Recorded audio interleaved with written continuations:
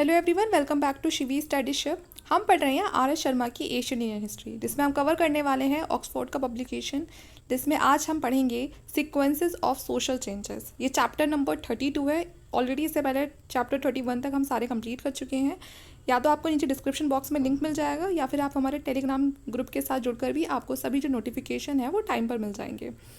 आप चाहे तो हमारा चैनल भी विजिट कर सकते हैं, जिस पर हम इंडियन पॉलिटी को भी कवर कर रहे हैं। साथ में हमने ल्यूसेंट की जो हिस्ट्री है उसको भी पढ़ाया हुआ है।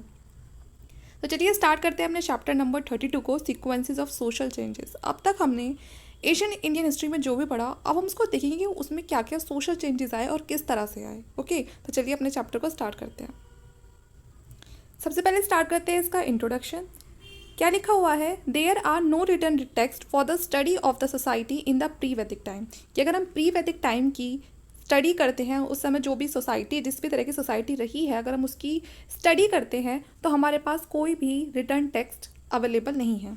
ओके, आर्कियोलॉजी क्या बताती है कि जो उस समय के जो लोग थे वो बहुत ही स्मॉल ग्रुप्स में रहते थे और ज़्यादातर जो हिली एरियाज थे वहाँ पर रहते थे।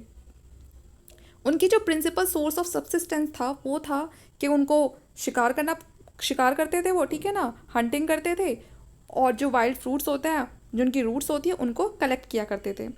Man learn to produce food and live in houses toward the end of the stone age. जैसे जैसे स्टोन एज का एंड होता है, ठीक है, उस टाइम पर जो आदमी था उसने फूड को प्रोड्यूस करना और जो घर किस तरह से बनाते हैं वो सीख लिया था। The beginning of the use of the metal, और अब धीरे धीरे स्टोन एज के बाद उसने मेटल को यूज़ करना भी सीख लिया था। They are neolithic and the chalcolithic communities lived on the uplands in the proximity of hills and rivers. तो न्यूलिथिक जो टाइम है, ठीक है, उसमें वो हम जो न्यूलिथिक जो टाइम है, ये एक ऐसा न्यू फेज़ आया था जिसमें जो उस समय जो इंसान थे, ठीक है, उस समय जो भी पीपल वगैरह थे, उन्होंने एग्रीकल्चर में काफ़ी कुछ जान लिया था। चैलकोलिथिक कौन सा पीरियड था जिसमें उनको कॉपर की नॉलेज हो गई थी। तो यहाँ पर जो लोग थे, अब वो धीरे धीरे जो हिली एरिया वहाँ पर तो रह ही रहे थे, वो रिवर्स वगैरह के आसपास वो लोग ज़्यादा रहते थे। Gradually pheasant villages were establish in the Indus basin area. जैसे मैंने कहा, जो रिवर्स वाले एरिया के आसपास रहते थे और साथ में जो हिली एरिया, तो वो एरिया कौन सा था? वो था इंडस बेसिन एरिया वाला। They blossomed into the urban society of the Harappa with large and small houses. और ये सब चीज़ें हमें बहुत अच्छे से देख सकते हैं, जिस तरह से जो हड़प्पा सोसाइटी है उसको इस्टेब्लिश किया गया था, जिसमें बहुत सारे घर बहुत बड़े बड़े भी थे और कुछ घर काफ़ी छोटे भी थे। Once the Harappa civilisation disappeared, urbanism did not reappear in the Indian subcontinent for about 1500 years. लेकिन जब आप देखोगे, हड़प्पा को जैसे ही पूरी तरह से ख़त्म हो जाता है, जो हड़प्पा सिविलाइजेशन है काफ़ी बड़ी सिविलाइजेशन थी, और जैसे ही वो डिसअपीयर हो जाती है, उसके बाद एक काफ़ी लंबे टाइम तक, 1500, यहाँ पर जो लिखा हुआ है 1500 ईयर्स तक, कोई भी अर्बनिज्म इंडियन सब कॉन्टिनेंट पे नहीं देखा जाता है। ठीक है, अर्बनिज्म यहाँ पर क्या बताया हुआ है कि जो हड़प्पा सभ्यता थी, कहते हैं कि वो बहुत ज़्यादा अर्बनाइज थी, मतलब जैसे शहरीकरण होता है ना, बिल्कुल ऐसे हर चीज़ें बहुत ही अच्छे से वहाँ पर बनाई हुई थी। जो रोड्स वगैरह हैं, जो रहने वाले जो घर हैं, जो उस समय जो भी वॉशरूम्स वगैरह होते थे, बहुत ही अच्छे से उनको बनाया गया था। तो ये था इस चैप्टर का छोटा सा इंट्रो। अब हम देखते हैं आगे।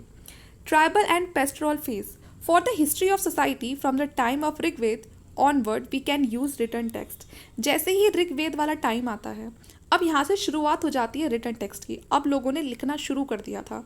उन्होंने बताया है ऋग्वैदिक सोसाइटी के बारे में, एग्रीकल्चर के बारे में, और उस समय जो भी पेस्ट्रोलिज्म होता था, जो लोग एक जगह से दूसरी जगह चाहते थे ना अपने जानवरों को लेकर चराने के लिए। कुछ लोग सेमी नोमैडिक होते थे, जिनके अपने खुद के कैटल और हॉर्सेस होते थे। जो काऊ थी, बुल, ठीक है, और हॉर्सेस, ये काफ़ी ज़्यादा फ्रिक्वेंटली, मतलब एक ऐसा एनिमल मान सकते हो जो उस टाइम पे काफ़ी ज़्यादा जो जिन्हें लोग पालते थे या रखते थे। और इनके बारे में आपको जो ऋग्वेद है उसमें काफ़ी कुछ लिखा हुआ मिल जाएगा। जो कैटल्स थी उनको वेल्थ मानते थे उस समय। उस समय ये नहीं था कि आपके पास पैसा कितना है, नहीं, अगर जिसके पास जितनी ज़्यादा कैटल्स है इसका मतलब वो उतना ही वेल्दी पर्सन है। और वेल्दी पर्सन को क्या बोलते थे? गोमत बोलते थे। वॉर होती थी तो वो किस चीज़ के ऊपर होती थी? वो कैटल्स के लिए होती थी। Therefore the raja whose principal responsibility was to protect the cows was called gopa और गोपति। ठीक है, और जो राजा वगैरह होते थे उनकी रिस्पॉन्सिबिलिटी ये होती थी कि वो काऊ वगैरह को प्रोटेक्ट करके रखे, और उसको क्या बोलते थे? गोपति बोलते थे। ठीक है, जो काऊ को प्रोटेक्ट करता था। जो काऊ थी वो बहुत ही, हम कहेंगे उस समय बहुत ही इंपॉर्टेंट एनिमल, मतलब एनिमल की तरह भी उसको ट्रीट नहीं करते थे वो, बल्कि उसको बहुत ज़्यादा मानते थे, अपनी एक तरह से अपनी फैमिली का हिस्सा मानते थे। और उसको क्या बोलते थे, दुहित्र बोलते थे। Okay, that is one who milks, ठीक है, क्योंकि वो उनको क्या देती थी, वो उनको दूध देती थी, तो उसको बिल्कुल वो अपने डॉटर की तरह ट्रीट करते थे। So intimate was the acquaintance of the Vedic people with the kind that what they encountered the buffalo in India they called it gavala. ठीक है ना, आपने ये वर्ड सुना भी होगा, ये उनके लिए था जो भैंस वगैरह, जो बफेलो वगैरह को चराते थे या रखते थे, और साथ में जिनके पास काव वगैरह भी होती थी। In contrast to reference to the cows and bull, those to agriculture of fewer occur in the late hymns of the Rigveda. आपको बहुत सारे जो ऋग्वेद है, बहुत सारे जो हाइम्स वगैरह हैं वो भी मिल जाएंगे लिखे हुए इनके बारे में, एग्रीकल्चर से रिलेटेड भी। कैटल रियरिंग उस समय का सबसे प्रिंसिपल सोर्स ऑफ लिवलीहुड था, जो इंसान के एक कहते हैं ना घर चलाने के लिए जो उसका रोज, जो उसके डेली का जो काम होता है, उसका जो रोजगार होता है, वो कैटल रियरिंग था उस टाइम पर। In such a society, people were barely able to produce anything over and above their barest subsistence, and tribesmen could afford only occasional present for their chief. उस समय जो भी इंसान प्रोड्यूस वगैरह करते थे उस सोसाइटी में, वो ऐसा तो नहीं था कि वो बहुत ज़्यादा लोगों के लिए करते थे, वो ज़्यादातर इतना ही सफिशिएंट होता था कि उनका अपना खुद का गुजारा हो जाए। जो ट्राइब्समैन होते थे उसके बाद भी वो जो त्यौहार वगैरह आते हैं या फिर कुछ भी कोई भी फेस्टिवल अगर मौका उनको मिलता है तो वो अपने चीफ वगैरह के लिए प्रेजेंट लेके जाते थे। तो जो चीफ की उस समय जो भी प्रिंस होते थे, उनकी जो इनकम होती थी वो यही चीज़ें होती थी कि उनके जो लोग हैं वो उनको क्या देते थे, गिफ्ट देते थे from the spoilers of the war. और साथ में जो वो वॉर वगैरह लड़ा करते थे उससे भी उनको जो भी लूट पाट का जो भी सामान मिलता था वो उनकी इनकम होती थी। वो बहुत बड़े जो अपनी एनिमी ट्राइब्स होती हैं उनको लूटते थे और उनके पास जो भी सामान होता था वो अपने पास रख लिया करते थे। And extracted tribute from them and from his own tribal competed. और जो अपने और साथ के जो लोग होते थे जो उनकी मदद करते थे दूसरे एनिमी को लूटने के लिए, वो उन सब में बढ़ जाता था। The tribute received by him was called bali. ठीक है ना, यहाँ पर जो उनको ट्रिब्यूट मिलता था, जैसे मैंने कहा चीफ है, अब उस चीफ के अंडर कुछ तो लोग रहे होंगे, तो वो जो उसको ट्रिब्यूट, उसके जो लोग उसको ट्रिब्यूट देते थे उस चीफ को, वो उसे बोलते थे bali. It appears that tribal kinsmen reposed trust in the tribal chief and gave him his voluntary present. तो ये धीरे धीरे ना ये चीज़ भी एक प्रथा सी में बन गई थी कि अब वो जो राजा हैं, जो चीफ हैं, उनको जो प्रेजेंट है वो देना ही देना है। पहले तो वो अपनी खुशी से देते थे, अब उन पर इस चीज़ का धीरे धीरे प्रेशर भी आएगा, वो आप देखना आगे। In return, the chief led them from victory to victory and stood by them in difficult times. The respect and irregular gift received by the prince from his tribesmen may have become customary in Vedic time. तो ये जो लोग थे पहले उसको gift क्यों देते थे कि जो हमारा प्रिंस है, जो हमारे चीफ है, वो हमें बाहर की जो वॉर है उनसे प्रोटेक्ट कर रहे हैं, इसलिए वो उनको खुशी में, उनकी जीत के लिए वो उनको प्रेजेंट देते थे। लेकिन बाद में इनको इतने प्रेजेंट मिलने लगे कि जो चीफ है उन्होंने क्या बना दिया, इस चीज़ को एक प्रथा ही बना दिया, एक कस्टम बना दिया कि गिफ्ट तो आपको देने ही देने हैं। Defeated hostile tribes were force to pay tribute. अब जो ट्राइब्स हैं उनको फोर्स किया जाने लगा ट्रिब्यूट देने के लिए। Periodic sacrifice provide an important occasion for the distribution of these gifts and tributes. The lion share went to the priest in the lieu of prayer they offer to the gods on behalf of their patron.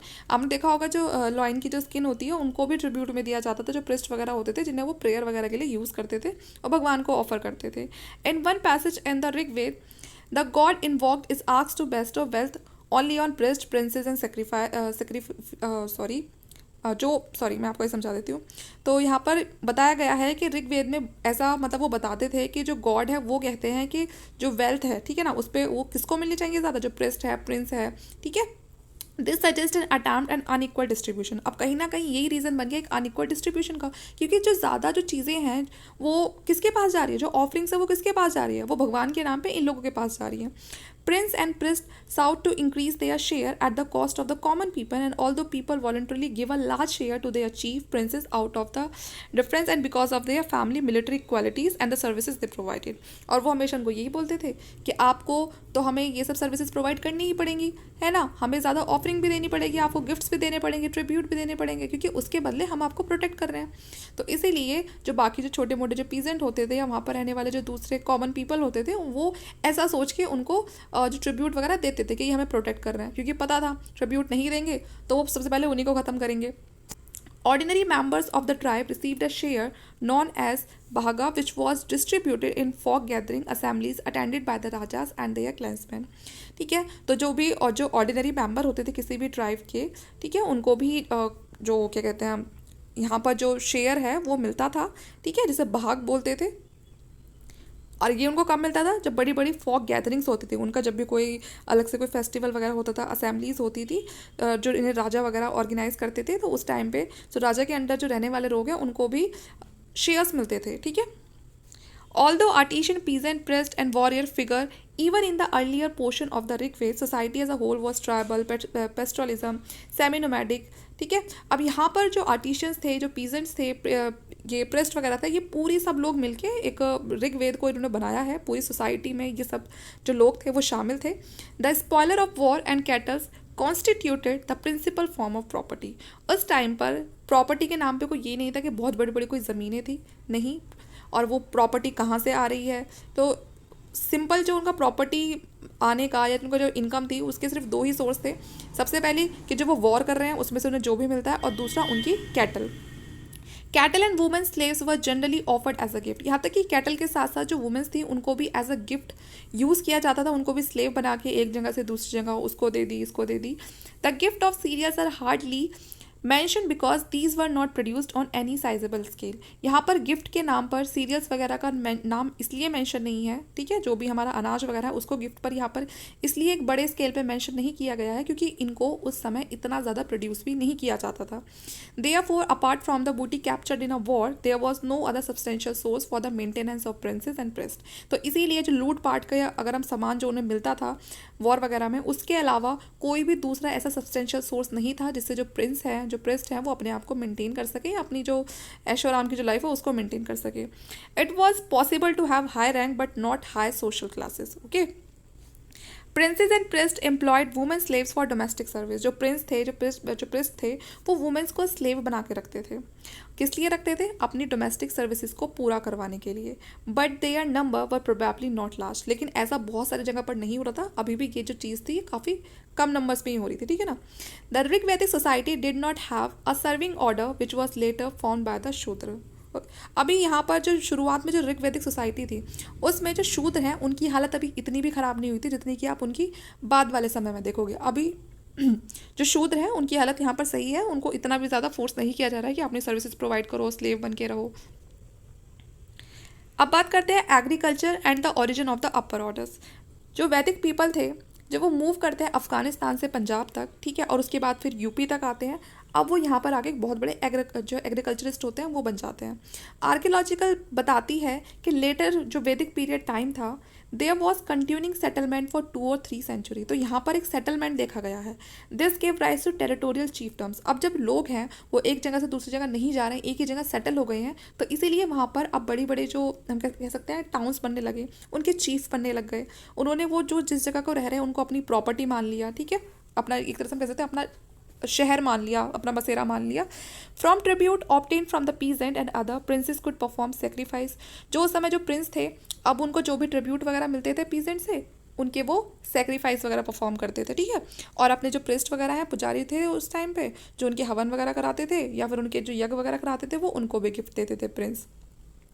Letter वैदिक peasants की बात करें तो यहाँ पर अब आ गए हैं नॉबल्स। तो इन नॉबल्स को भी पेड किया जाता था। जो वॉरियर्स थे, जो इन प्रिंस वगैरह के इशारों पे लड़ाई वगैरह करते थे, ठीक है, इनको भी दिया जाने लगा। जो इनकी भाई अभी कुछ ना कुछ तो इनको भी पेड करना पड़ेगा ना।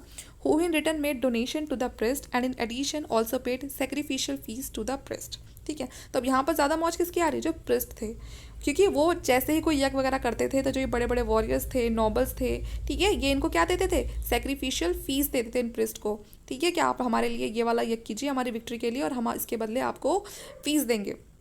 The peasant supplied food to the smith, chariot maker and carpenter who largely serve the emerging class of warrior. जो बड़े बड़े वॉरियर्स होते थे, योद्धा होते थे, वो अकेले तो जाएंगे नहीं युद्ध करने के लिए, उनके पास और भी लोग उनसे जुड़े हुए होते थे, जैसे कि जो स्मिथ हैं, ठीक है, जो उनके लिए वेपन्स वगैरह बनाते थे, चैरियट मेकर जो उनका रथ वगैरह चलाते थे, कारपेंटर्स, तो ये सारे लोग उन वॉरियर्स के अंदर काम करते थे। तो जो पीजेंट होते थे वो इन वॉरियर्स के जो ये अंदर जो काम कर रहे हैं वो लोग इनको भी फूड प्रोवाइड करते थे, ठीक है। ये जो वॉरियर्स है इनको तो ट्रिब्यूट देना ही देना है, इनके अंदर जो ये लोग काम कर रहे हैं ना पीजेंट को, इनका भी पेट भरना है।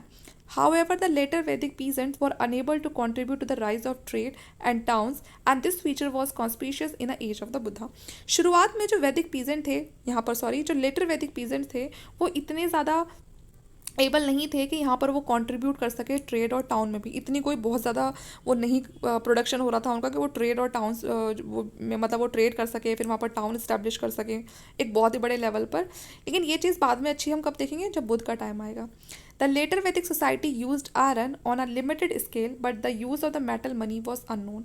यहाँ पर अभी लेटर वैदिक सोसाइटी में जो आयरन था उसका यूज़ होना शुरू हो गया था, लेकिन अभी एक लिमिटेड स्केल पर था, ये बहुत ज़्यादा नहीं था।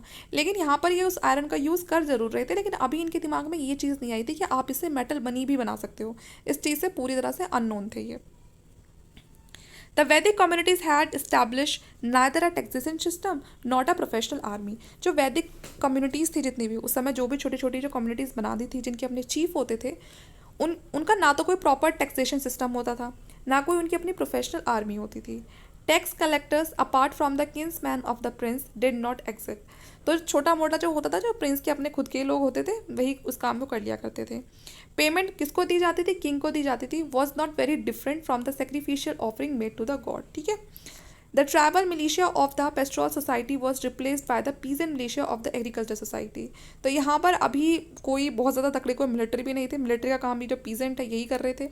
द वेस्ट और the tribal peasantry form the सेना और द आर्मी। जो ट्राइबल पीजेंट्री थी वही प्रिंस वगैरह के लिए सेना का काम करती थी, आर्मी का काम करती थी। ठीक है। और ट्राइबल पीजेंट्री को क्या बोलते थे? विस भी बोलते थे। द पीजेंट्री इन लेटर वैदिक टाइम्स वॉज कॉल्ड बाला। ठीक है। और बाद में इसी जो पीजेंट्री थी, ये जो आर्मी की तरह काम करती थी, इनको क्या बोला जाने लगा? बाला बोला जाने लगा, या फिर फोर्स, इंग्लिश में force. The army to protect the Ashvamedha horse comprised both the Kshatriya and the Vaishya. तो आप सबको पता है अश्वमेध के बारे में हम पहले भी काफ़ी सारे लेक्चर्स में पढ़ चुके हैं कि जो अश्वमेध युद्ध होता था जिसमें घोड़े को छोड़ा जाता था।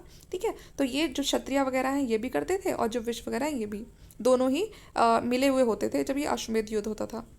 क्योंकि घोड़ा तो किसके नाम पे छोड़ा जा रहा है? राजा के नाम पे छोड़ा जा रहा है। लेकिन लड़ने वाले कौन है आर्मी में? ये ट्राइबल पीजेंट्री तो है जो अपने आप को विस बुला रही है। Armed with bows and the quivers shielded, the former acted as the military captains and leaders. Armed with staves, the later constituted the rank and the file। बहुत सारे तरह के जो हथियार वगैरह थे वो यूज़ किए जाते थे। ठीक है। और उन्हीं के बेसिस पे उनकी रैंक वगैरह, ठीक है, वो सब चीज़ें बाद में कॉन्स्टिट्यूट किए जाने लगी। In order to achieve victory, the chief और noble was required to eat from the same vessels as vis, and the priests stressed through the ritual the subjection of the peasantry or the Vaishyas to the warrior nobles, but even then the process of transforming the tribesmen into tax-paying peasants were very distinct. The use of the wooden plowshare, indiscriminate killing of cattle and sacrifice made it impossible for the peasant to produce much over and above their subsistence needs। तो यहाँ पर अब सब चीज़ का जो बोझ था, tax भी भरने का, ठीक है, जो वॉरियर्स की जो आर्मी है उनको भी पेट भरने का, तो ये सारा काम, ये सारा जो बर्डन था वो किस पे पड़ता था? वो तो सारा पीजेंट्स पे पड़ता जा रहा था। उस समय जो पीजेंट्स थे ना, वो प्लग शेयर यूज़ करते थे जो वुड का बना होता था। ठीक है। अब यहाँ पर साथ में जो ये जो प्रेस्ट वगैरह हैं, ये कैटल्स को भी बलि चढ़ाए जा रहे हैं कि अगर हम इस जानवर की बलि चढ़ा देंगे तो ये काम बन जाएगा, आपको वो बन जाएगा। तो ये तो चीज़ें किसके लिए बढ़ रही है? पीजेंट्स के लिए बढ़ रही है। उनके कैटल्स को भी आप कुर्बान कर रहे हो यहाँ पर, ऊपर से फिर इन पर टैक्स का भी वजन डाल रहे हो। तो उनके लिए सिचुएशन इतनी ख़राब हो जाती थी कभी कभी कि वो जो रेगुलर टैक्स पे करने वाली जो बात है, जो उनको करना ही करना पड़ता था, वो उसको भी नहीं कर पाते थे। उनकी अपनी खुद की ज़रूरतें भी पूरी नहीं होती थी। On the other hand, princes were not completely alienated from the peasant. In concerns with the tribal practices, the raja were expected to extend agriculture and even to put their hands to the plug, and therefore the gap between the Vaishyas and the Rajanya was not very wide। अभी शुरुआत में यहाँ पर आप राजा को ये मत मानो कि वो बहुत ज़्यादा ऐशो आराम वाली ज़िंदगी जी रहा है, नहीं, बल्कि वो भी जो ये प्लगिंग वगैरह है उसमें वो भी काम करता था। ठीक है। Although the nobles and the warriors ruled over their peasant kinsmen, they had to depend upon a peasant militia to fight against enemies। और पूरी तरह से जो nobles थे, जो warriors थे, वो अभी किस पे डिपेंड थे? वो peasants पे डिपेंड थे, अगर उनको फाइट करने के लिए कहीं बाहर भी जाना पड़ रहा है अपनी enemies के साथ। And could not grant land without the consent of the tribal peasantry। ठीक है। And all this place the noble and warrior in a difficult position.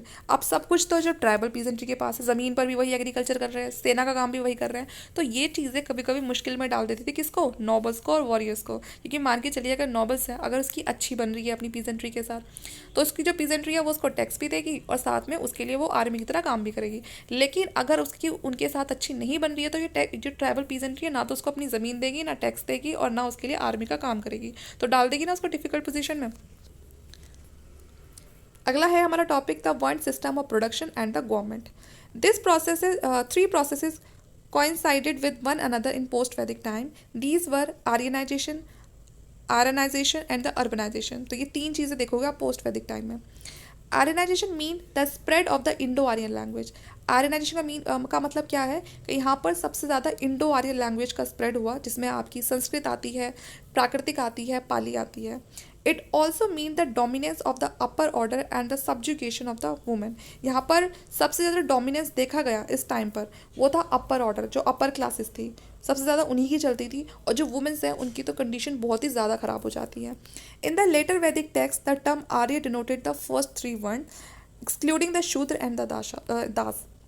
यहाँ पर जो आर्य जो वर्ड था लेटर वैदिक टेक्स्ट में, इस आर्य वर्ड को डिनोट किया जाता था जो तीन वर्ण हैं ऊपर के, सबसे जो हमारे तीन वर्ण है ना, ब्राह्मण, क्षत्रिय और वैश्य, उनके लिए ये आर्य वर्ड का जो आर्य टर्म है उसका यूज़ किया जाता था।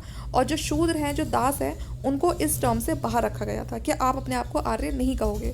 अगर आप बुद्धिस्ट कंटेक्स्ट की बात करें तो आर्यास को कंसिडर किया गया है एक नोबल की तरह, कि जो आर्यास कौन थे, तो जो उस समय नोबल हुआ करते थे वो अपने आप को आर्यास बोलते थे।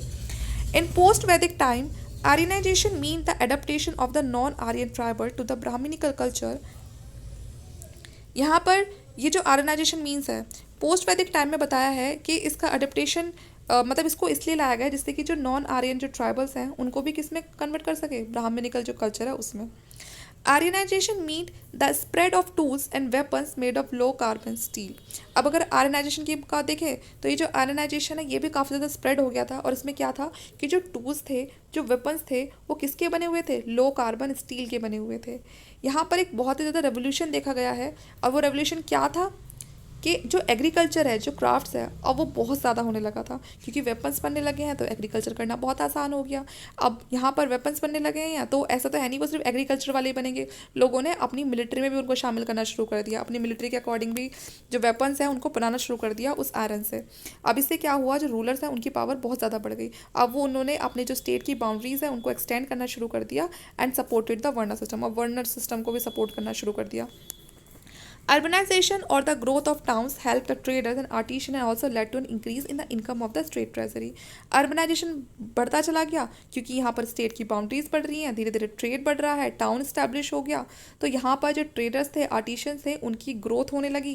ग्रोथ होने लगी तो इनकम अच्छी होने लगी, और इनकम अच्छी होगी तो टैक्स बढ़ेगा, टैक्स किस बढ़ेगा तो क्या होगा, स्टेट की जो ट्रेजरी है वो अच्छी हो जाएगी। तो इस तरह से बड़े बड़े टाउन्स की इस्टेब्लिशमेंट होने लगी। जो आयरन के जो टूल्स थे उनका जब यूज़ होने लगा क्राफ्ट्स के लिए, कल्टीवेशन के लिए, तो उन्होंने जो कंडीशन थी वो काफ़ी ज़्यादा अच्छी कर दी। किसके लिए, अगर हम कंपेयर करते हैं पहले टाइम से, तो अब जो इम्प्रूवमेंट देखिएगा, काफ़ी ज़्यादा ट्रांसफॉर्मेशन देखी गई। Into caste divided social order around the 5th century BC. In the earlier period, people were not very familiar with the iron tool, whose number were limited. पहले के टाइम में जो आयरन टूल्स के बारे में लोग ज़्यादा नहीं जानते थे, यूज़ ज़रूर कर रहे थे आयरन को, लेकिन उनको इतनी नॉलेज भी नहीं थी कि वो से मेटल कॉइन बना सकें या मेटल के वेपन बना सके। लेकिन अब जो सिचुएशन थी वो धीरे धीरे चेंज हो चुकी थी। जो फॉरेस्ट था गंगा के आसपास, जो गैंगेटिक प्लेन है उसके आसपास जो फॉरेस्ट थे, पहले उनको काटना बड़ा मुश्किल था, तो इसीलिए टाउन्स बनाना, लोगों का सेटलमेंट बड़ा मुश्किल हो रहा था। लेकिन अब जब वेपन्स आ गए आयरन के, तो उन फॉरेस्ट को क्लियर करना भी बहुत आसान हो गया। उनको क्लियर कर दिया करते थे, बाद में वहाँ पर थोड़े बहुत आग लगा दिया करते थे। जो कुल्हाड़ी हैं उनसे उन पेड़ों को काटना थोड़ा आसान हो गया था। अब उससे उन्हें क्या मिल गया था, एक फर्टाइल पार्ट मिल गया था, ठीक है, और यहाँ पर वो सेटल भी हो सकते थे और एग्रीकल्चर भी कर सकते थे। From 500 BC onward, numerous rural and urban settlements were established. Okay, last territorial state resulted in the formation of Magadhan Empire. हम सबको पता है कि जो मगध की जो एम्पायर है, धीरे धीरे उसका फॉर्मेशन भी ऐसे ही होता है। वहाँ पर भी पहले फॉरेस्ट ही थे, फिर उस फॉरेस्ट को क्लियर किया गया, बड़ी बड़ी टेरिटोरियल स्टेट्स बन गए, जिनमें एक जो मगध है वो बहुत ही अच्छा, मतलब एक बहुत ही पावरफुल एम्पायर बन के सबके सामने आता है। All this was possible because using the iron plug share, क्योंकि आयरन प्लग शेयर का यूज़ होने लगा था। आयरन प्लग जो शेयर है, वही मैंने कहा, जो एग्रीकल्चर में टूल्स यूज़ होते हैं वो भी आयरन के आ गए थे। दूसरे और बहुत सारे टूल्स थे जिनको पीजेंट्स यूज़ करते थे, और इससे क्या होता था, वो ना केवल सिर्फ अपने लिए बल्कि उससे भी ज़्यादा उगा लिया करते थे। वो प्रोडक्शन अब थोड़ा करना आसान हो गया था उनके लिए। Peasant needed the support of artisan who not only provided them with the tools, clothing and the like, but also supplied weapons and luxury goods to the prince and the priest. अब दोनों के बीच में connection बैठ गया था। किसके बीच में, peasants के बीच में और आर्टिशियंस के बीच में। पीजेंट्स को काफ़ी ज़्यादा सपोर्ट मिलती थी आर्टिशियंस थे, क्योंकि जो आर्टिशियंस थे वो टूल्स बनाते थे, क्लोथिंग मतलब जो क्लोथ वगैरह वो बनाते थे, उनको सिलते थे, ठीक है। और ना केवल अब पीजेंट को सिर्फ ऐसा तो है नहीं सिर्फ कपड़े चाहिए या टूल्स चाहिए, बल्कि जो उनकी और लग्जरी वाले जो गुड्स होते थे, जो वेपन्स होते थे, वो सब भी जो वो प्रिस्ट को सप्लाई करते थे, वो भी उनको कहाँ से मिलते थे? आर्टिशियन से मिलते थे, क्योंकि वो उस चीज़ को बनाना जानते थे। जो पीजेंट था वो एग्रीकल्चर करना जानते थे। तो ये जो न्यू एग्रीकल्चर प्रोडक्शन की जो टेक्निक्स आई थी पोस्ट वैदिक टाइम में, ठीक है, इसने काफ़ी ज़्यादा एक तरह से डेवलपमेंट लेकर आया था ये। The new techniques and the use of force enabled some people to town large stretches of land. और इसी के चलते क्या हुआ था, अब बड़ी बड़ी जो लैंड थी, ठीक है, उस पर जो समय जो प्रिंस या चीफ होते थे, उन्होंने अपने टेक्निक्स यूज़ करके उनको लैंड, उनको वो मतलब वो सब चीज़ें किसमें कन्वर्ट हो गई? वो टाउन्स में कन्वर्ट हो गई, ठीक है, which needed a substantial number of slaves and hired labour to till it. अब यहाँ पर उन्होंने ज़मीन तो घेर ली है, लेकिन उस पर काम करने के लिए क्या चाहिए? उनको स्लेव्स चाहिए। तो नंबर ऑफ स्लेव्स भी बढ़ गए, ठीक है, लेबर्स भी बढ़ गए। इन वैदिक time people cultivated their field with the assistance of family member. जबकि अगर हम इससे पहले की बात करें तो उस समय ज़मीन ही इतनी होती थी कि सारे जो फैमिली मेम्बर्स होते थे वही काफ़ी होते थे उस ज़मीन को मतलब उसका टिलिंग वगैरह करने के लिए। लेकिन अब ज़मीनें इतनी घेर रहे हैं वो, तो इसलिए उनको स्लेव्स की भी ज़्यादा ज़रूरत पड़ने लगी। There is no word for wage earner in the Vedic literature. Vedic literature में कोई भी वेज अर्नर जैसा जो वर्ड है वो मैंशन नहीं है। However, slaves and wage earner engaged in cultivation become a regular feature in the age of Buddha. तो जब हम बुद्ध के बारे में पढ़ते हैं, जिस टाइम पे जो उनका टाइम पीरियड था, उस टाइम पर जो स्लेव्स हैं, वेज अर्नर्स हैं, उनका कल्टीवेशन में यूज़ किया जाने लगा और ये एक बहुत ही रेगुलर फीचर बन गया था, एक बहुत ही कॉमन बात हो चुकी थी। द अर्थशास्त्र of Kautilya show that during the Mauryan period they worked on large state farms. Kautilya ने बताया अर्थशास्त्र में कि मौर्य के पीरियड में बहुत बड़े बड़े लार्ज स्टेट पे, मतलब बहुत बड़े बड़े जो स्टेट है उसके अपने फार्म्स होते थे और जिन पे काम करवाया जाता था। However, by and large slaves in ancient India were meant to undertake domestic work, and generally the small peasant, occasionally aided by slaves and hired labor, play the dominant role in production। ठीक है, अब भैया बहुत सारे जो slaves हैं उनसे domestic work भी करवाया जाता था, बहुत सारे से जो पीजेंट है वगैरह हैं वो सॉरी उनसे एग्रीकल्चर का काम भी करवाया जाता था। तो कहीं ना कहीं अब जो स्लेव वगैरह हैं, जो हायर्ड लेबर है, इनका नंबर भी बढ़ चुका था प्रोडक्शन की वजह से। नई टेक्निक्स आती हैं, peasants, artisan, hired labours and agriculture slave produce much more than they needed for subsistence. अब उनको जितनी ज़रूरत थी वो उससे भी ज़्यादा क्या करते थे? प्रोड्यूस करते थे। Substantial part of this produce was collected from them by Prince. ठीक है, और एक जितना भी प्रोड्यूस करते थे उसका कुछ हिस्सा प्रिंस को चला जाता था, ठीक है, प्रिस्ट को चला जाता था। For regular collection administrative religious methods were devised and the king appointed tax collector to assess and collect taxes. अब जो किंग है, प्रोडक्शन बढ़ रहा है तो अब कुछ छोटा मोटा तो उसके पास कोई हिस्सा आएगा नहीं, बड़ा आएगा। और काफ़ी ज़्यादा उसकी लैंड भी बढ़ गई है तो वहाँ पर रहने वाले लोग भी ज़्यादा बढ़ गए हैं, काम बढ़ रहा है, तो उसने क्या रख लिया? एक टैक्स कलेक्टर रख लिया जो क्या करेगा? वो टैक्स वगैरह को कलेक्ट करेगा। But it was also important to convince people of the necessity of obeying the raja and paying him taxes and offering gift to the priest. लेकिन ये चीज़ें अभी भी चल रही थी कि ये चीज़ बिल्कुल लोगों के दिमाग में सेट रहनी चाहिए कि हमें राजा को क्या करना है? उसकी इज्जत करनी है, उसका कहना मानना है, साथ में उसको टैक्स देना है और जो प्रिस्ट वगैरह हैं उनको गिफ्ट्स देने हैं। For this purpose, the Vern system was devised, and according to it, member of three higher Vern or social order were distinguished ritually from those of the fourth Vern। और कहीं ना कहीं ये जो वर्ण सिस्टम था वो चल ही इसलिए रहा था, इसको कभी ख़त्म किया ही नहीं, मतलब इसको करना ही ख़त्म ही नहीं चाहते थे उस समय के लोग, क्योंकि अगर वो ख़त्म करते थे तो वो लोगों के माइंड में ये चीज़ कैसे सेट करते कि जो 3 ऊपर के हायर वर्ण है, वो जो 4th वर्ण जो लास्ट में बचता है शूद्र, उसका ये काम है कि वो उनको सर्विसेज प्रोवाइड करे। क्योंकि वर्ण सिस्टम खत्म हो जाता तो फिर तो ये सिस्टम भी खत्म हो जाता कि ये हायर वर्ण के लोग हैं तो इनको हमें इनको क्या करना है? सर्विसेज प्रोवाइड करनी है, इनको गिफ्ट्स देने हैं। तो इसलिए इन्होंने हमेशा इस वर्ण सिस्टम को सपोर्ट किया जो ये अपर क्लासेस थी। The twice born was entitled to Vedic studies and investiture with the sacred thread and the 4th one और the Shudra and women were excluded from them. आपने सुना भी होगा जो धागा होता है ना, जो अपर वर्ण के जो लोग होते हैं वो उसको धारण करके रखते हैं गले में, लेकिन जो शूद्र थे, जो वुमेन्स थी, वो इस धागे को, इस थ्रेड को नहीं पहन सकते थे। शूद्र को काम बताया हुआ था कि तुम्हें कुछ नहीं करना है, अपने जो हायर ऑर्डर के जो दूसरे जो तुमसे अपर क्लासेस हैं उनको सिर्फ अपनी सर्विसेज प्रोवाइड करो, उनकी सेवा करो। Some law givers reserve slavery only for the Shudra. कुछ लॉ गिवर्स ऐसे भी आए जिन्होंने कहा कि जो शूद्र है उनके लिए कौन सा काम बेस्ट है? वो है स्लेवरी, कि अगर किसी को स्लेवरी करनी है तो वो शूद्र में से कोई करेगा। दस the twice born can called citizen and the शूद्र नॉन सिटीजन। जो सिटीजन मतलब जो और दूसरे जो हायर वर्ण के जो लोग थे उनको सिटीजन माना जाता था, लेकिन जो शूद्र थे उनको नॉन सिटीजन माना जाता था। और यहाँ तक कि उनको जो टाउन्स की जो बाहर बाउंड्री वगैरह होती है वहीं रहने की परमिशन थी, उनको टाउन में से आने की परमिशन भी नहीं होती थी। There developed a distinction between citizen and the citizen in the rank of the twice born. The Brahman were not allowed to take to the plug or their content for manual work reached such limit they developed a distaste and longing for the hand that practiced craft began to regard some manual labor as untouchables. तो अब यहाँ पर सबके काम decide कर दिए थे। जो ब्राह्मण्स थे उनको बिल्कुल भी ऐसा अलाउ नहीं किया गया था कि वो प्लग को छुएं, ठीक है, या दूसरे कुछ हाथों से काम करें, ठीक है। मतलब एक लिमिट सेट कर दी थी कि ये जो काम है, ठीक है, वो कौन करेंगे, अनटचेबल्स करेंगे। जिनको अनटचेबल्स कहा गया वही का काम करेंगे, ये मैनुअल लेबर वाले जो ब्राह्मण हैं, दूसरे जो वर्ण हैं वो नहीं करेंगे इस काम को। The more a person withdraw from the physical labour the purer he was considered. The Vaishyas although member of the twice born group worked as peasant, herdsman, artisan and later as trader. जो वैश्याज थे उनका काम क्या था कि वो peasants की तरह काम कर सकते हैं, हर्ट्समैन की तरह काम कर सकते हैं, आर्टिशियन भी बन सकते हैं और ट्रेडर्स भी बन सकते हैं। What is more important, they were the principal taxpayer who contribution maintained the Kshatriyas and the Brahmins. The one system authorized the Kshatriya to collect tax from the peasant. One system के according जो क्षत्रिय थे वही tax collect करते थे peasants से, toll collect करते थे traders से, आर्टिशियंस थे, ठीक है। और ये जो कलेक्शन जो होता था फिर बाद में वो कुछ अपने लिए रखते थे और कुछ जो प्रिस्ट वगैरह है उनको दे दिया करते थे, या जो उनके अंडर जो लोग काम कर रहे हैं उनका एम्प्लॉयज़ वगैरह है उनको दे दिया करते थे। The rate of payment and economic privileges differed according to the varna. तो जो पेमेंट मिलती थी, जो इकोनॉमिक जो प्रिविलेजेस मिलते थे वो वर्ण के अकॉर्डिंग थोड़े डिफरेंट होते थे। कोई जैसे वर्ण से बिलोंग कर रहा है उसको वैसे ही पेमेंट दी जाएगी, कोई हायर वर्ण से बिलोंग कर रहा है तो उसको ज़्यादा पेमेंट होगी, ज़्यादा प्रिविलेजेस होंगे, और वो किसी दूसरे लोअर वर्ण से बिलोंग कर रहा है तो उसकी जो पेमेंट है वो भी कम होगी और प्रिविलेजेस भी कम हो जाएंगे। जो ब्राह्मण्स थे, ठीक है, उनको क्या मिलता था, ब्राह्मण्स वर रिक्वायर्ड टू पे 2% इंटरेस्ट ऑन लोन। अगर कोई लोन लेता है तो जो ब्राह्मण्स थे उनको सिर्फ उस पर 2% ब्याज ही देना होता था। अगर क्षत्रिय लेते थे लोन तो उनको 3% देना होता था, और अगर वैश्यास ले रहे हैं तो उनको 4% और जो शूद्र है उसको 5%, ठीक है। तो मतलब जब मेहनत करने की बारी आ रही है तो यहाँ सबसे ज़्यादा जो मेहनत है वो भी शूद्र से कराई जा रही है, और जब ब्याज खोरी की बात आ रही है तो जब भी सबसे ज़्यादा इन्हीं से लिया जा रहा है, तो कहीं ना कहीं सबसे ज़्यादा मुसीबत तो इन्हीं के सर थी।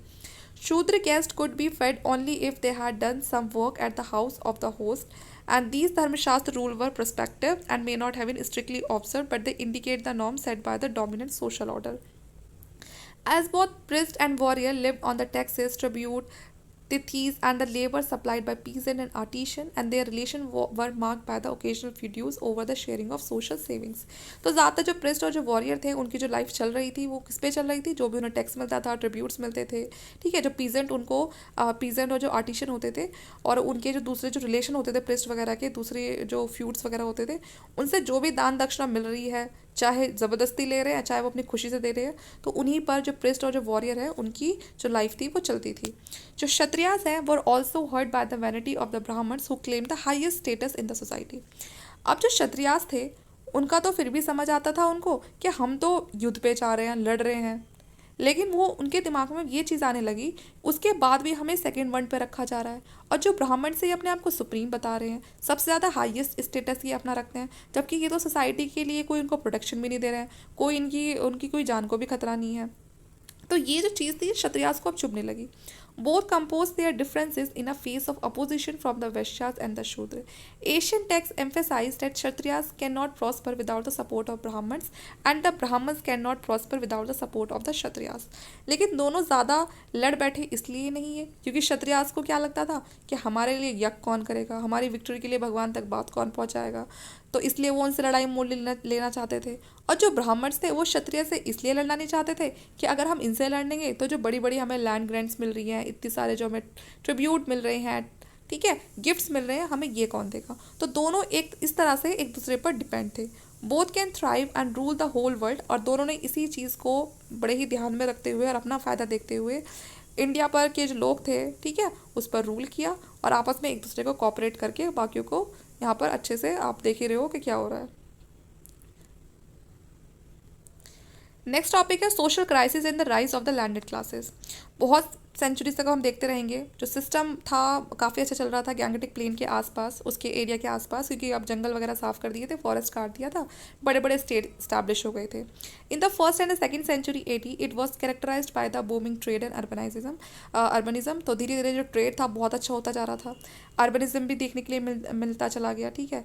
और इस फेज़ में क्या हुआ, जो आर्ट है वो भी काफ़ी ज़्यादा फ्लरिश हुई जैसे कि पहले कभी नहीं हुई। The old order reached its climax, it's about the 3rd century, then its progressive progressive law seems to have exhausted itself. धीरे धीरे अब थर्ड सेंचुरी आई जिसमें देखा गया जो प्रोग्रेस अभी तक बहुत अच्छी चल रही थी अब कहीं ना कहीं वो एग्जॉस्ट होने लगी।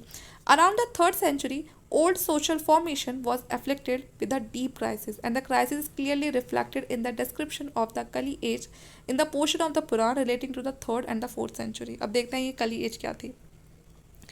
The Kali age is characterized by the Varn Shankara, that is intermixture of Varn, a social order which implies refusal of the Vaishyas and the Shudra to perform the producing function assigned to them, and the Vaishyas peasant decline to pay taxes and Shudra refuse to make their labor available। अब यहाँ पर कहीं ना कहीं क्या चीज़ें होने लगी, जो शूद्र थे जो पीजेंट्स थे उनको उनके काम से रोका जाने लगा। ठीक है, उनको जो फंक्शन असाइन किए हुए थे वो उनको करने से मना कर दिया। अब जब आप उनको उनके मन की नहीं करने देंगे तो यहाँ पर उन्होंने भी रिफ्यूज़ कर दिया कि वो भी लेबर की तरह काम नहीं करेंगे, ना कोई ट्रिब्यूट देंगे ना कोई टैक्स देंगे। They did not respect the varna boundaries. अब उन्होंने जो वर्न बाउंड्रीज है उनको भी रेस्पेक्ट करना बंद कर दिया, क्योंकि हद होती है, कोई किसी के इशारे पर कब तक चलेगा। यहाँ पर they did not respect the varna boundaries relating to marriage and other types of social intercourse. ठीक है, अब यहाँ पर चीज़ें क्या होने लगी, जैसे कि किसी को शादी करनी है, ठीक है, तो किसी ने वन से बाहर कर ली, तो यहाँ पर जो बड़े बड़े जो अपर ऑर्डर्स हैं वो उनको बिल्कुल सपोर्ट ही नहीं कर रहे हैं। अब वो भी ये सोचते थे कि मतलब हम इनको इतनी सर्विसेज दे रहे हैं, इनको टैक्स दे रहे हैं, लेकिन फिर भी ये हमारे बारे में एक बार नहीं सोचते हैं। तो इसीलिए धीरे धीरे कहीं ना कहीं इन्होंने जो शूद्र थे उन्होंने रिफ्यूज़ करना शुरू कर दिया अपने से जो हायर वर्ण थे उनको। In the face of the situation, the apex emphasized the importance of dand or coercive measure, and the Manu lays down the Vaishyas and the Shudra should not be allowed to deviate from their duties।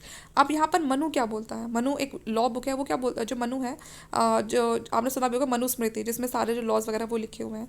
तो यहाँ पर जो मनु है वो क्या बोलते हैं कि जो वैश्यास है, जो शूद्र है, उनको बिल्कुल भी इस बात के लिए अलाउ नहीं किया जा सकता, उनको इस चीज़ के लिए परमिशन ही नहीं दी जा सकती कि वो अपनी ड्यूटीज़ से हटें।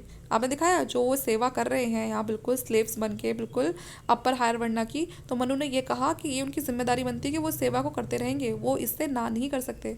The kings appear as upholder and restorer of the varna system. और जो किंग है उसकी रिस्पॉन्सिबिलिटी बनती है कि इस पूरे वर्ण सिस्टम को पूरी तरह से रिस्टोर करके रखे, ठीक है ना, इस वर्ण व्यवस्था को बिगड़ने ना दे। अब यहाँ पर बहुत सारे जो मेजर्स वगैरह लिए जाते हैं, लेकिन वो इतने सफिशिएंट नहीं होते हैं कि जो सब चीज़ों को कंट्रोल में रख पाए। Rather than collecting taxes directly through its own agent than distributing them among its priestly, military and other employees and supporters, the state found it convenient to assign land revenues directly to a priest and military chief, administrator, etc. for their maintenance। अब यहाँ पर tax तो मिल नहीं रहा, तो अब king के लिए तो बड़ा मुश्किल हो गया, उसके जो एम्प्लॉयज़ हैं, जो उनके सपोर्टर हैं, उनको पेड करना, तो उनको पे करना। तो इसलिए उसने क्या सोचा कि भाई अब ये सब तो आ नहीं रहा है, जो बाकी जो चीज़ें हैं, जो प्रोडक्शन कर रहा है पीजेंट, वो सब तो आ नहीं रहा है, देने से मना कर दिया है ना, और जो आ भी रहा है तो वो मेरा अपने लिए ही है बस। तो इसलिए उसने क्या देना शुरू कर दिया, अब उसने लैंड को डोनेट करना शुरू कर दिया कि ठीक है आप अपनी सैलरी की फॉर्म में ये लैंड ले जाओ और इससे जो भी रिवेन्यू मिलता है वो सब आपका। This development was in sharp contrast to the Vedic practice, and formerly only the community had the right to give land to the priestly and possibly to its chief and princess। ठीक है, तो इस तरह से ये जो लोग हैं ये आगे चल के बड़े बड़े जो ज़मीनें हैं वो इनके तरफ हो जाती हैं, क्योंकि अब ज़मीनों पर कब्जा हो जाएगा इनका। और ज़्यादा किसको मिलती थी, ये प्रिस्ट को मिलती थी, चीफ को मिलती थी और प्रिंसेस को मिलती थी। However, the Raja usurped this power and obliged the leading members of the community by granting land to them, and these beneficiaries was also empowered to maintain law and order। अब इनको जो भी ज़मीनें मिलती थी, ठीक है, वो उन्होंने बिल्कुल अपना उस ज़मीन को एकदम मालिकाना समझ लिया और अब उन्हीं की यहाँ पर चलती थी, ठीक है ना, वही यहाँ के जो लॉ हैं, जो ऑर्डर्स उनको मेंटेन करते थे। This is how the physical and the administrative problem were resolve. तो इस तरह से कहीं ना कहीं जो एडमिनिस्ट्रेटिव प्रॉब्लम थी वो रिजॉल्व हो गई थी। New and expanding kingdom require more and more taxes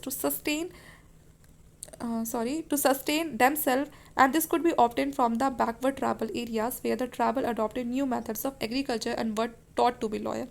अब यहाँ पर जो बड़े बड़े जो किंगडम थे वो स्टैब्लिश होने लगे, और कोई भी किंगडम तब तक नहीं चलेगा जब तक उसमें रहने वाले जो लोग हैं वो टैक्स वगैरह पे नहीं करेंगे। यहाँ पर इस टाइम पर एक टाइम ऐसा भी आता है कि जो बैकवर्ड ट्राइबल एरियाज़ होते हैं उनकी बड़ी अच्छी बनने लग जाती है, इन किंग्स वगैरह के बड़े लॉयल हो जाते हैं वो लोग, और उनके पास बहुत सारे तरह के न्यू मेथड्स भी थे एग्रीकल्चर करने के, तो वो एग्रीकल्चर करते थे, अच्छा खासा प्रोडक्शन होता था। The problem was tackled by granting land in tribal areas to enterprising Brahmins who could tame the inhabitant of the wild tract। यहाँ पर जो ज़मीनें थी ब्राह्मण्स के पास, वो इन ट्राइबल एरियाज़ के जो लोग थे उनसे काम करवाते थे, उनको रहने के लिए जगह दे दिया करते थे, and teach them to better method of agriculture, और उनको बताते थे कि आप और ज़्यादा अच्छे से एग्रीकल्चर कैसे कर सकते हैं, ठीक है, और कोशिश करते थे कि वो उन ट्राइबल एरियाज़ के जो लोग हैं उनको थोड़ा डिसिप्लिन में भी रखें. In the backward areas, land grant to Brahmins and others spread the agriculture calendar, diffuse the knowledge of Ayurveda medicine, and this contribute to increase in the overall cereal production. अब यहाँ पर धीरे धीरे इन land grants को जो Brahmins को दिया जाने लगा, तो अब धीरे धीरे एक डिफ्यूजन देखा गया किसमें, जो आयुर्वेदिक जो मेडिसिन जो अभी तक बड़े यूज़ में थी, जो लोगों को बड़ी नॉलेज थी, क्योंकि अब जो लैंड्स थी वो दी जाने लगी ट्राइबल एरियाज में रहने वाला जो लोग हैं, किस लिए कि यहाँ पर एग्रीकल्चर करो, प्रोडक्शन करो. तो कहीं ना कहीं जो सीरियल प्रोडक्शन है उसमें तो बढ़ोतरी दिखाई दी, लेकिन जो आयुर्वेदिक जो मेडिसिन थी, ठीक है, वो जो कला थी वो धीरे धीरे थोड़ी अब कम होती जा रही थी. जो बेनिफिशरीज थे, ठीक है, the art of writing and the use of Prakrit and Sanskrit through land grants civilisation spread in the deep south and far east.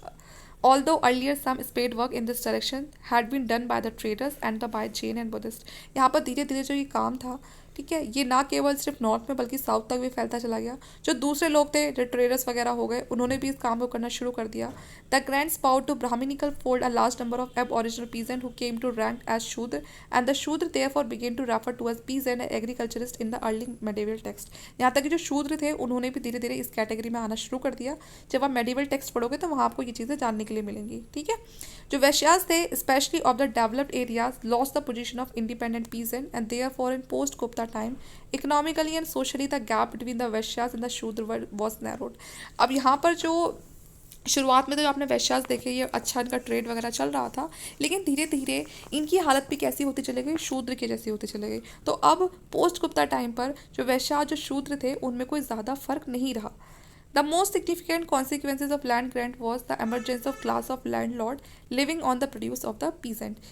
यहाँ पर लैंड लॉर्डिज्म बहुत बढ़ता जा रहा था, क्योंकि जो किंग थे वो ज़मीनें यूं ही दान में दिए जा रहे थे, ठीक है, भर भर के, और जिनको दे रहे थे उन बेनिफिशरीज वो अब जो लोग थे, पीजेंट्स थे, उनका फ़ायदा उठा रहे थे उनसे काम करवा के, और खुद उस पर लैंड लॉर्ड बने बैठे थे.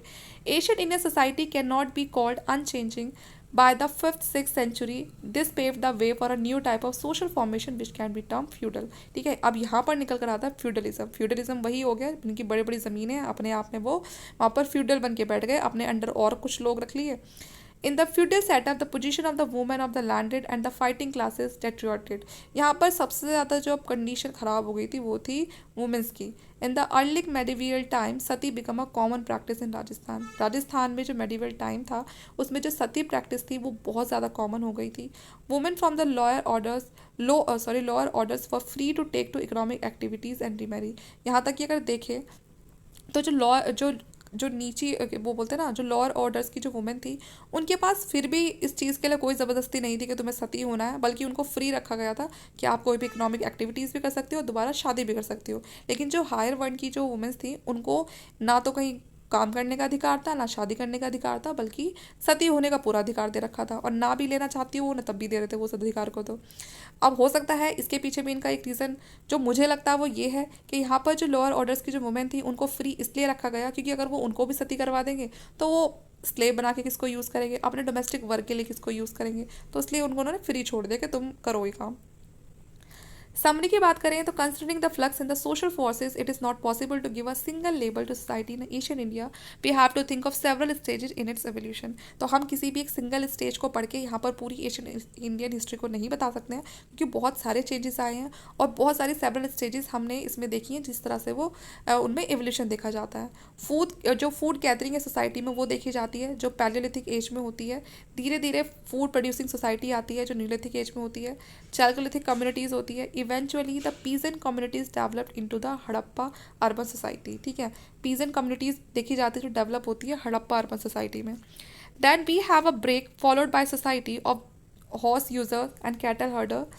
The Rigveda indicate a social formation that was largely pastoral and tribal. Rigveda में आपको देखने के लिए मिलेगा यहाँ पर एक सोशल फॉर्मेशन होता है जिसमें ज़्यादातर पेस्ट्रोल और ट्राइबल जो लोग हैं वो शामिल होते हैं, वही वाले काम होते हैं.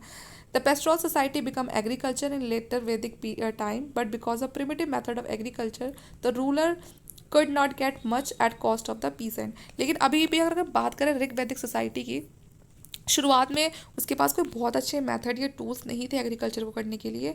The class divided society comes into full view in post Vedic time which came to be known as the varna system.